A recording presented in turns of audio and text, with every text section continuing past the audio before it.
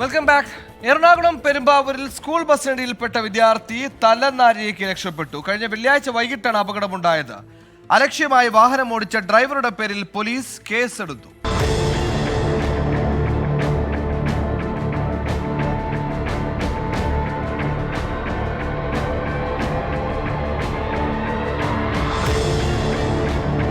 Perumbavoor Mecca UP സ്കൂളിലെ വിദ്യാർത്ഥിയാണ് അപകടത്തിൽപ്പെട്ടത്. സ്കൂൾ ബസ്സിൽ നിന്നിറങ്ങിയ വിദ്യാർത്ഥികൾ ബസ്സിന് മുന്നിലൂടെ റോഡ് മുറിച്ച് കടക്കുന്നതിനിടെ ഡ്രൈവർ ബസ് മുന്നോട്ടെടുക്കുകയായിരുന്നു.